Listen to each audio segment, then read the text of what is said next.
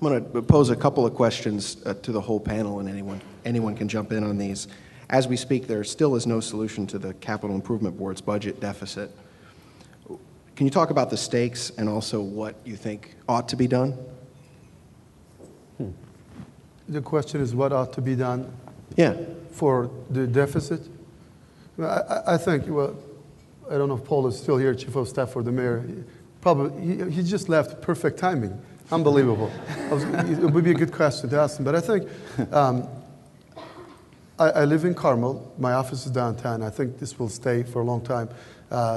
I see this whole area as a regionalization. When I'm out of town, I don't say I live in Carmel. I say I live in Indianapolis. So when they did build a stadium, it was a more central idea. Everybody uses here.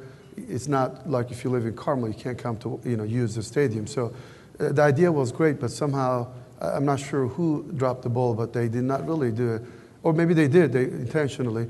They did not really do a good job with the operating cost. And as we all do, when you're building something, you have an idea what's going to cost to manage. You don't go back to a bank and says, by the way, I'm $40 million short operating this. And then, so I think ideally, I would like to see that staying as a regional issue. It's difficult to say that you've built it in Marion County City. You should just go out and take it over and figure out a way to raise your taxes and do that. I think that will be the right decision now. And I'm glad actually it didn't happen. And they'll probably come back, and because they were rushing into making a decision, budget and the CIB plan. Hopefully they'll have some time to think about it and come up with a plan that makes sense that everybody can live with. But that's what I'd like to see, going back to the central plan. I don't know, I heard on the news that if they don't solve it quickly, that they may have to start calling some of the events and canceling them. I mean, that would seem to me to be the opposite thing of what you want to do. I think you want to try to figure out every way to increase the revenue there. I mean, how many times do the Colts use the facility in a year? I'm sure that's being done, but obviously taxes are going to have to be raised. However you do that, proposed on alcohol and ticket sales and all that kind of thing. I don't know, can we give the $100 million retractable roof back? I don't know. I don't think so. There's no receipt. It's tough. It's a tough one. And I don't think it's time to be pointing fingers. I saw Fred Glass on, trying to be interviewed yesterday. You don't look back, you look forward and go figure out a way to, get this thing paid for. Of course, the $40-some million number that's being talked about now includes, helping out the Pacer situation as well. I think it originally was more in the mid-20s as far as the deficit on the thing, but it's a big number.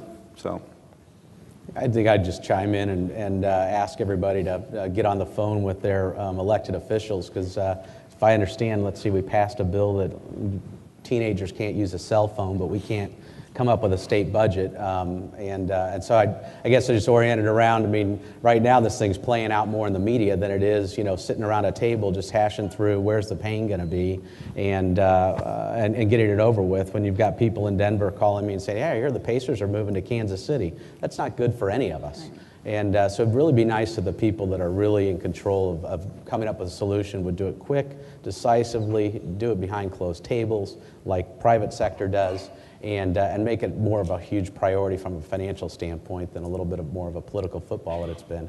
But that's going to take all of us putting the pressure on them to do so. Probably shouldn't have built in the first place, is my opinion. I know it's a big amenity for downtown. The stadium's here, the Colts are here, but in the whole scheme of things, the timing was terrible. And, a lot of these cases, you build these big stadiums, you give these sports teams all this money, and you're really trying to build a city from the top down. And then you look at the IPS school system, it's just, it's terrible. And we're giving all this money to these other things. And my opinion is you should try to build the city from the bottom up. John.